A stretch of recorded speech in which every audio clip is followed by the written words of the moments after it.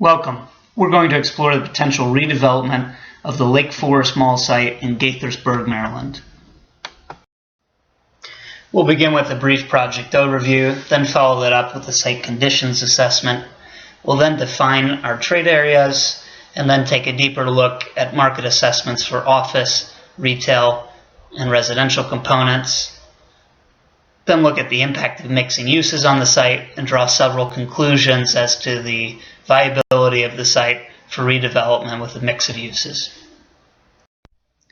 Lakeforest is a super regional mall located in Gaithersburg, Maryland, 25 miles northwest of Washington, D.C. The site sits on 103 acres and features over 1 million square feet of retail supported by 4 anchor tenants, 160 stores, and a food court. Lakeforest Mall was originally developed, owned, and operated by Tubman Centers. It opened in 1978. Over the ensuing years, it changed ownership several times before being renovated and expanded in the year 2000. In 2012, 5 Mile Capital Partners acquired the property for nearly $100 million and brought in Urban Retail Properties to manage it. Today, a mixed-use development is being considered for the site, as vacancy rates at the mall and in the surrounding areas have swelled. This report will assess how to best develop the site. We'll begin with the site conditions assessment. In terms of accessibility, the site enjoys good access to regional roadways, as it is adjacent to Montgomery Village Avenue running east-west and North Frederick Avenue running north-south. The site's also a mile from I-270, less than half a mile from US 124, and less than a 15-minute drive to the I-495 Beltway and I-370. Public transit's a bit of a different story. On a positive note, there are 10 different bus lines that connect the site to the surrounding area and other modes of transit, which include the MARC train at just 1.4 miles away. However, the closest metro stop is 4.5 miles from the site. In terms of visibility, the site sits on flat terrain and enjoys high daily traffic counts from the adjacent Montgomery Village Avenue of 90,000 cars per day. There's also some aesthetic appeal on the site, as the stormwater retention ponds and trees along the northwest corner of the property provide attractive natural features. Finally, in terms of adjacent uses, there's a strong mix of office, retail, and residential surrounding the site. Multiple office buildings, grocery-anchored community retail stores, big box stores, and high-rise apartment buildings are all located within half a mile of the site. Looking specifically at the site conditions for residential use, we find the site to be suitable for development. The site enjoys high-quality local schools, a low crime rate, a relatively easy commute, both in terms of drive times and some degree of public transportation. The site has multiple grocery stores that are nearby. There are several local parks and green spaces relatively close to the site. Moreover, there's a limited number of high-traffic roads directly adjacent to the site, and the site benefits from a library across the street and 2 community centers within 2 miles of the site. We also find the site to be suitable from a retail use perspective. The site enjoys high daily traffic counts from the adjacent Montgomery Village Avenue and also benefits from high traffic roads that are nearby the site. In terms of views, the site enjoys unobstructed views from Montgomery Village Avenue, although no other major roadways are directly adjacent to the site. In terms of ease of access, we find the site to be very accessible by car, as it's close to I-270, Frederick Avenue, US 124, I-370, and other roadways in the area. Public transit is less easily accessible, while the site does benefit from 10 different bus lines connecting to the surrounding area. Both MARC train and metro access require multi-modes of transit. The site also benefits from unobstructed loading and deliveries and nearby office and residential densities to drive demand. As we get further into our assessment, we'll need to take a closer look at competition from nearby retail, as there are several competing shopping centers located within 20 minutes of the site. We also find the site suitable from an office perspective. It enjoys an acceptable ease of commute, certainly by drive time, and to a lesser extent by public transit. It enjoys nearby retail options for coffee or lunch by office employees. There's an acceptable amount of indoor and outdoor community space, both in terms of foliage to the northwest corner of the property and a large enough acreage to support the creation of additional indoor or outdoor community or green space. There's also a health and fitness club directly adjacent to the site. Next, we'll take a look at trade area designations for the site. The primary and secondary market areas for the site will differ by the various intended uses for the site. In the case of Lakeforest, we've defined one trade area for office and retail uses and a separate trade area for residential uses. The primary trade area for the office and retail uses on the site is illustrated in the image below. The trade area is based on a 10-minute drive time, given that the site is located in a suburban area where over 90% of households own one or more vehicles. As you can see by the image, the trade area stretches farther north-south due to the reach of the Interstate 270 highway. A similar expansion of the trade area occurs along I-370 and US 124 to the east. The primary residential trade area takes a somewhat different configuration, as it takes into account school district boundaries and the proximity of other public amenities such as parks, libraries, and community centers to draw its borders. We'll now turn our attention to the office market in more detail, beginning with supply and absorption. The trade area itself has 15.6 million rentable square feet of existing office space. Looking at Montgomery County more broadly, over the past 5 years, we see that the county has added 1.8 million square feet of space, while occupancy has declined slightly by 71,000 square feet of space. In fact, over the past 5 years, the county has seen negative absorption in 4 of those years. On a positive note, absorption in the first quarter of 2016 was strong at over 260,000 square feet of space. Still, existing supply of Class A space is high, as there are 10 buildings in Montgomery County that are completely vacant, and others have already been converted from office to other uses. It's no surprise then that over the past year, most new office deliveries have been built to suit for single-use tenants, and only 2 new speculative office buildings are under construction countywide. Turning our attention to vacancy rates, we see that they're elevated compared to the East Coast average. Suburban Maryland has a rate of 17.1%, Northern Virginia is 18.2%, and downtown DC 11.4%. Within Montgomery County, over the past 5 years, the vacancy rate has grown from 14.3% to 17.5%. Gaithersburg, on a positive note, has a somewhat lower vacancy rate of 11.2%.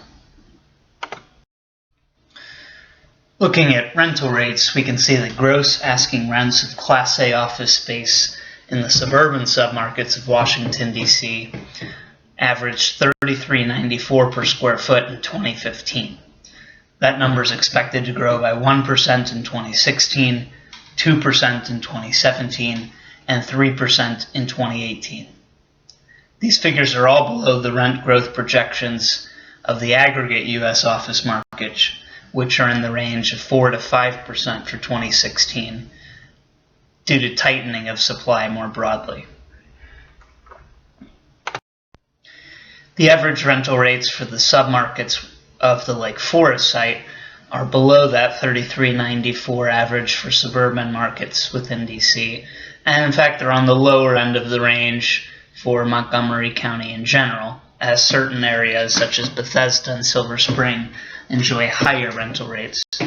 The average rental rates per square foot in the submarkets that make up the trade area are $22.24 for Gaithersburg, $24.67 for Germantown, $26.42 for North Rockville, and $28.61 for Rockville.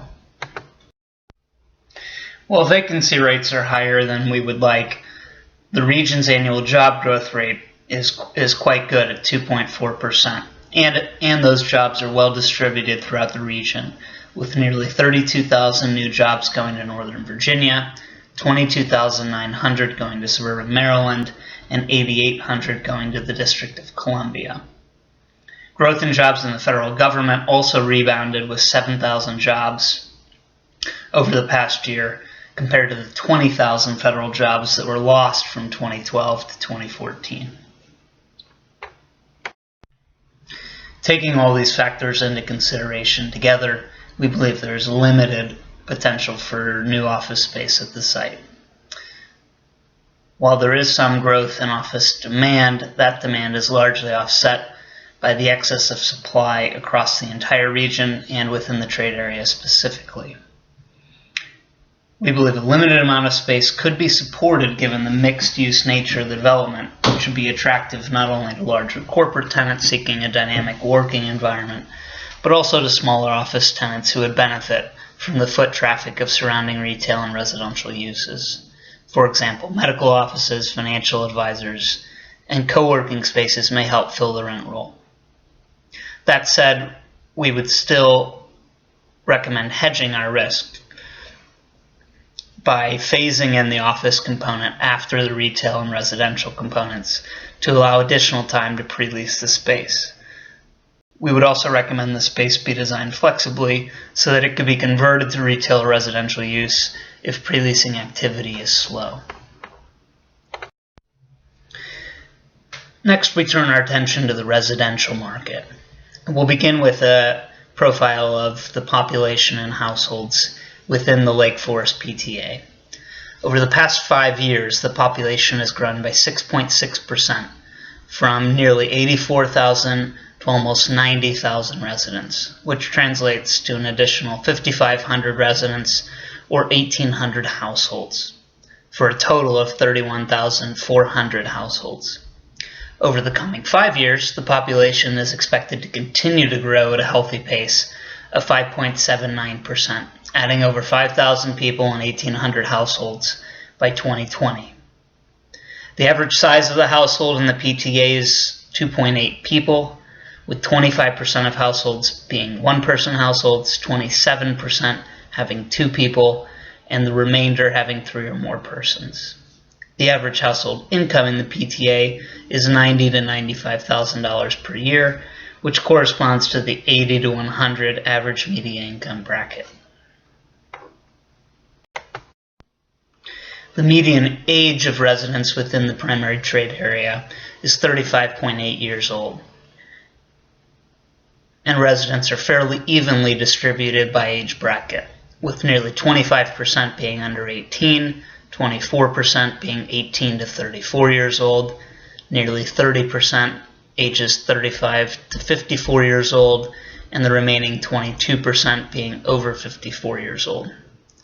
In terms of educational achievement, for those people over 25 years of age, 20% have graduated high school, 24% have graduated from some college or associate degree, an additional 24% have attained bachelor's degrees, and 19% have attained master's or other advanced degrees. In terms of employment, Montgomery County is also outperforming. As of March of 2016, the unemployment rate in the county was 3.5%, down from its peak of 6% in 2010 and below the national average of 5.1%. As the following figure illustrates, compared to other submarkets within the DC area, Montgomery County has one of the lowest unemployment rates. Let's turn our attention now to the housing stock profile, beginning with a look at average rental rates. The average asking rent per unit ranges between $1,120 and $1,762. The average asking rent per square foot ranges between $1.51 and $2.60. Based on the below table, you can see that studios command the highest rents per square foot, while the other unit sizes all command lower rental rates in a similar range between $1.51 per square foot and $1.62 per square foot. The average vacancy rates for housing units in the trade area are on par with those of the region, though somewhat elevated for new buildings, which also command higher rents. As the following figure illustrates, the vacancy rates for buildings built after 2009 were 8.3%. Looking at the housing supply more broadly, we see that rental housing accounts for about 30% of the supply, and the households living in those rental units were split 35% to one-person households, 28% to two-person households, 16% to three-person households, and 21% to households with 4 or more people. The supply is made up largely of apartments, with a mix of unit sizes split 1% to studios, 40% to one-bedroom units, 53% to two-bedroom units, and 6% to three-bedroom units. With a better understanding of the housing stock in general, it's also useful to then look at competing properties. We looked at 10 competing multifamily properties within 2 miles of the site. Here's a look at our analysis of those 10 properties. We ultimately found that vacancy rates and cost per square foot varied by the class of property, the age, and the amenities provided.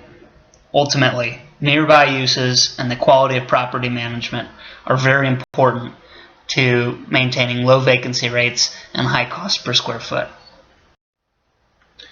Taking all these figures together, we see that there are low vacancy rates and a projection for robust population growth over the next 5 years.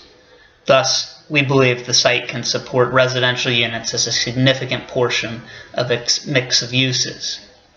We estimate that the site can support 500,000 square feet of residential units with a mix of apartments split 40% one unit, 40% two unit, and 20% three unit. We now turn our attention to the retail market, and we'll begin with a look at the customer base. There's a total estimated customer base, 262,000 people, which is comprised of 170,000 residents, 92,000 employees, and 68,000 visitors. Having an understanding of the consumers that make up the trade area, we now turn our attention to the buying power of those consumers and the supportable retail space that results. We found that the trade area supports retail space of approximately 2,265,000 square feet. We came to that number by first taking the total annual retail expenditure per person of $9,345 and multiplying that by the estimated capture rate of that retail spend within the trade area. The capture rates ranged anywhere from 14% for visitors from outside the trade area to 48% for residents within the primary trade area. Taking that figure and dividing then by a sales per square foot led us to our ultimate supportable retail space figure. In addition to looking at supportable retail space, we also looked at existing retail space. We found that there's an existing stock of retail space of 7.89 million square feet within the primary trade area, of which 1.2 million is located at the Lakeforest Mall site. Comparing the supportable versus actual retail space, we find that the variance is quite large, with an estimated oversupply of 5.6 million square feet. However, there are nearly 500,000 square feet of pending retail projects in the pipeline within 5 miles of the site. This would suggest that either the calculation of supportable retail space that we performed is inaccurate, or a lot of developers and retailers have gotten the analysis wrong. Assuming the former is the case, this variance would be due to either our trade area boundaries being too small, our capture rates being too low, and or our sales per square foot figures being too high. Here's a look at what those approved developments in the pipeline entail. You can see again there are 11 approved developments that will add 468,000 square feet of retail space within 5 miles of the site. Based on this analysis, and considering the current use of the Lakeforest site is entirely retail, we believe the site can continue to support a moderate level of retail. In total, we estimate the site could support a retail component of approximately 600,000 square feet, which is about half of the current retail footprint on the site. We would split that retail square footage 70% to GAFO retailers, 15% to neighborhood goods and services retailers, and 15% to food and beverage retailers. Now that we've looked at the suitability of the site for various uses, as well as the amount of space we believe the site can support of each type of use, we now turn our attention to the impact of mixing uses on the site. And we find that mixing uses would increase the attractiveness of the site for all three uses. The impact on each use would be as follows. Office would be more attractive with both a retail component offering convenient options for lunch, coffee, dry cleaning, etc. nearby, and a residential component where employees who wish to walk to work could live. The residential component would benefit by having access to neighborhood goods and services retailers, nearby restaurants, and GAFO-oriented retail, which would create a convenient and walkable environment that's attractive to renters and homeowners alike. Finally, from a retail perspective, being located on a mixed-use site would increase traffic flows from residents and office workers, which would benefit NG&S and F&B retailers most, as well as certain types of GAFO retailers.